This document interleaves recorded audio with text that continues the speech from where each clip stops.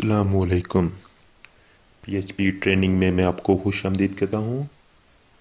आज की इस ट्यूटोरियल में हम देखेंगे कि हम वाइल लूप को किस तरह यूज़ कर सकते हैं इन पीएचपी। तो सबसे पहले मैं एक फ़ाइल क्रिएट करता हूँ, न्यू फाइल, और इसको सेव करता हूँ। वाइल लूप डॉट पीएचपी को सेव करता हूँ। तो सेव करने के बाद सबसे पहले मैं पीएचपी का बेसिक स्ट्रक्चर लिखूँगा, पीएचपी, और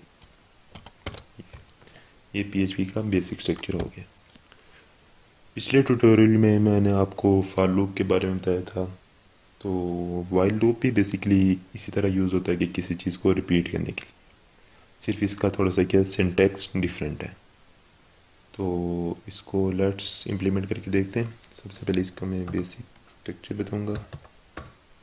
वाइल क्या होता है, अब वाइल इसके अंदर ये वाली कंडीशन और इसके अंदर ये हमारे पास कोड होता है। तो सबसे पहले हम एक वेरिएबल डिक्लेयर करवाते हैं, $i=0। फॉर लूप में हम $i को इधर पैरेंथेसिस के अंदर डिक्लेयर करवाते थे, वाइल लूप में इसके y डिक्लेयर करवाते हैं सबसे पहले। और इधर हम कंडीशन लिखेंगे कि $i=0 हो गया, $i<10 तक चले।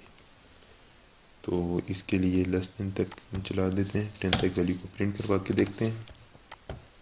तो $i, और इसमें इंक्रीमेंट इस कोड के बाद होता है $i++। ये हो गया इसका बेसिक स्ट्रक्चर। अब हम एक नंबर डिक्लेयर करवाते हैं, $number=1, और हमने इस नंबर को 10 तक डिस्प्ले करवाना है। तो उसके लिए हम क्या लिखेंगे, इको करे $नंबर को, और $i में हर बार इंक्रीमेंट होता जाए, और इसको 1 से लेकर 10 तक डिस्प्ले करवाना होगा। $नंबर में भी इंक्रीमेंट होता है।